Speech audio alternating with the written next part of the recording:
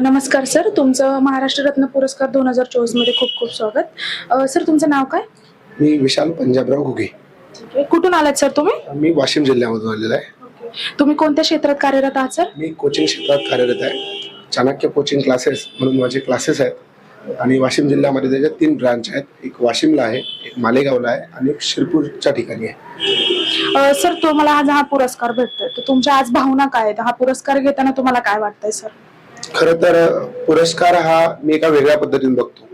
कारण जेव्हा आपल्याला एखादा पुरस्कार मिळतो त्यावेळेस समाजाच्या आपल्याकडे जबाबदाऱ्या किंवा आपल्याकडे बघण्याचा दृष्टिकोन बदलते.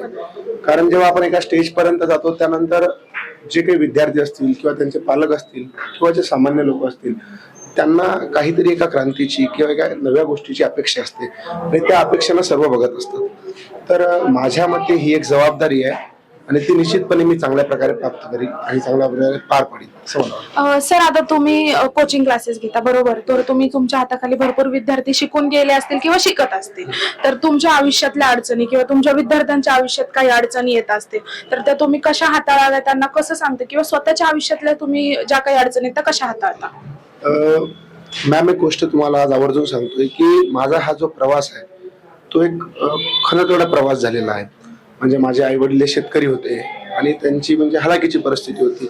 त्या परिस्थितीमधून मी जवळपास आज एक शिक्षक बनलेला आहे, म्हणजे या स्टेजपर्यंत आलेला आहे. त्यामध्ये आज आम्ही दरवर्षी जवळपास 20 ते 22 विद्यार्थ्याला मोफत शिक्षण देतो, ज्यांना आई वडील नाही येतं किंवा ज्याचे वडील सैन्यावर भरती असताना समजा शहीद झाले किंवा असे काही मुलं येतं की ज्याची खरोखर हलाखीची परिस्थिती नाही. आम्ही त्यांच्याकडून एक रुपया सुद्धा फी घेत नाही आणि दुसरी गोष्ट त्यांना जेवढी आमच्याकडून मदत करता येईल तेवढी मदत करण्याचा प्रयत्न करतो. कारण की ज्यावेळेस मी त्या स्टेजमध्ये होतो त्यावेळेस मला त्या मदतीची अपेक्षा होती, पण त्यावेळेस नातेवाईक वगैरे आणि ते कसं असते थोडंसं लोकांचा दृष्टिकोन वेगळा असते की त्या दृष्टिकोनातून त्यांनी नाही मदत झाली. पण आता मी त्या स्टेजपर्यंत पोहोचलेला तर त्या लोकांसाठी, त्या विद्यार्थ्यासाठी म्हणजे करण्याची माझी काहीतरी उमेद आहे आणि त्या दृष्टिकोनातून मला पुरस्कार सुद्धा मिळालेला आहे. मॅम, एक गोष्ट आहे की तुमची जी सध्याची जी प्रेझेंट परिस्थिती आहे ती परिस्थिती तुमचं फ्युचर डिसाईड करणार आहे. तुमची पास्ट तुमचं फ्युचर डिसाईड नाही करणार, मला असं वाटते. तर जे काही सर्वसामान्य कुटुंबातील मुलं असतील, त्याचे आई वडील हलाखीची परिस्थिती असेल, तर मग त्या सगळ्यांना तुमच्या माध्यमातून सांगायचं आहे की तुम्ही तुमचा दम तोडू नका, तुम्ही खचून जाऊ नका.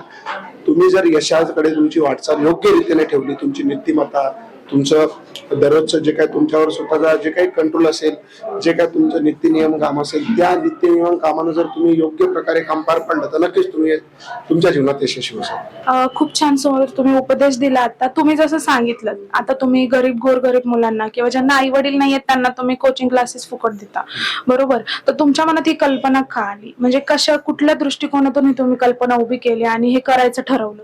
कधी कधी आम्ही एका शाळेत असताना आम्हाला आमचे सर सांगायचे की बाबा कमाल कीचड में खेळत आहे. जवळपास आता मी बघत असतो कित्येक तरी त्याच्या आई वडिलांजवळ खूप साऱ्या प्रॉपर्टी आहेत, त्यांची मुलं आज त्या प्रॉपर्टी गमवतात आणि खूप खूप मोठमोठ्या शाळेमध्ये ते त्यांच्या मुलांना कपडे, सॉक्स वगैरे प्रत्येक गोष्ट प्रोव्हाइड करतात. त्यांची मुलं आमच्याकडे साधं इंग्लिश वाचता येत नाही. काही असे मुलं येतं की ज्याची लय हलाखीची परिस्थिती आहे, पण त्या मुलांना जिद्द आहे, ते मुलं त्यांच्या जीवनात काहीतरी बनायची उमेद. मी एक तुम्हाला आवर्जून एक प्रसंग सांगेल माझा नांदेडचा. त्या नांदेडच्या प्रसंगामध्ये एका सिग्नल वरती एक मुलगी होती, तिची आई सिग्नलच्या साईडला बसली होती आणि ती मुलगी पेन विकत होती. तर मी त्याला विचारलं, म्हटलं बेटा का तू शाळेत जात नसते का, असं वगैरे गाडी उभे करून विचारले. त्यामुळे मी असं म्हणजे काही परिस्थिती वगैरे नाही, पण मला ते वाटलं. मग मी म्हटलं एवढे सर्व पेन किती रुपयाचे आहेत बेटा? तर ती म्हणे अंकल 500 रुपयाचे आहेत. मग म्हटलं एक काम कर, मला ते सगळे पेन घ्यायचे आहेत म्हटलं.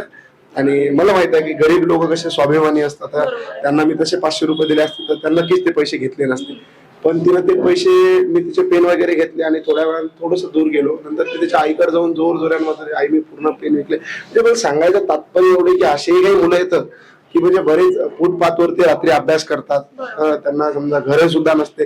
तर माझं मत आहे जीवनात पैसा वगैरे ह्या त्या गोष्टी दुय्यम आहेत माझ्या असताना, ते आता कमवल्या जातील, नाव कमवलं जाईल. पण मला माझा कर्मावर खूप विश्वास आहे. मला त्या मुलांसाठी करायचंय जेणेकरून उद्या असं नाही झालं पाहिजे की बाबा श्रीमंताचा मुलगा तोच हे करू शकते, इंजिनियर बनू शकते, तोच डॉक्टर बनू शकते. एक गोरगरिबाचा सामान्य कुटुंबातला पोरगा सुद्धा त्याच्या जीवनात सक्सेसफुल होऊ शकते आणि तो त्याच्या जीवनात काही ना काही मिळवू शकते असं मला वाटतं. ठीक आहे सर, तुमचे खूप खूप आभार. तुमचा अनुभव तुम्ही आमच्यासोबत हे केलात आणि तुमच्या पुढील वाटचालीसाठी तुम्हाला खूप शुभेच्छा.